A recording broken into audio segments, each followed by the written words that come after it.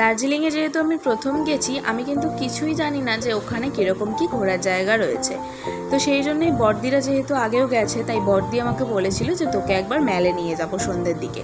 তো আমরা জাস্ট ঘুরে টুরে ফিরে কিছুক্ষণ রেস্ট করেই দেন বেরিয়ে গেছিলাম ম্যালে যাওয়ার জন্য। তো ম্যালে চলে এসেছি, আর ভীষণ সুন্দর কিন্তু জায়গাটা, অনেক দোকানপাট রয়েছে কেনাকাটা করার জন্য। আর এখানে শুধু আমরা 4 জনই এসেছি, কিন্তু বাকি সবাই কিন্তু রেস্ট করছিল। তো আমি, বড়দি, দাদাভাই আর ও 4 জনেই আমরা এসেছিলাম।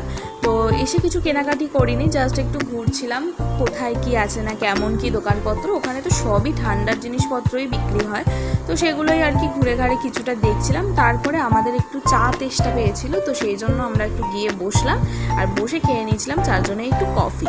কফিটা মারাত্মক বানিয়েছিল, দারুণ ছিল। আর ওখানে এতটা ঠান্ডা যে দিনে 3বার 4বার করে কফি না খেলে ঠিক জমছিল না ব্যাপারটা।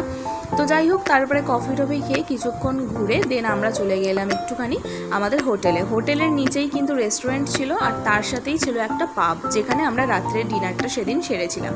পাবটা এতটাই সুন্দর যে কি বলবো, ওখানে কিন্তু গান বাজনাও হয়, সব কিছুই হয়, কিন্তু সেই দিনকে একটু অফ ছিল কোনো কারণে হয়তো। তো যাই হোক, আমরা 4 জন সেদিনকে ওখানেই ডিনার করেছিলাম। তো ডিনারের মেনুতে কী কী ছিল দেখিয়ে দিই তোমাদেরকে। ফার্স্ট কিন্তু অর্ডার করেছিলাম একটা চিকেন পকোড়া, তো এটা বেশ ভালো ছিল। তারপরে ফিশের কিছু একটা আইটেম ছিল, যেটা আমার ঠিক নামটা মনে পড়ছে না, এটাই ছিল স্ন্যাক্সের মধ্যে। আর দেন ছিল কিন্তু মিক্স রাইস, আর তার সাথে ছিল চিলি চিকেন। তো জমিয়ে আমরা সেদিনকে রাতের ডিনারটা করলাম, খাবারগুলো জাস্ট দারুণ ছিল।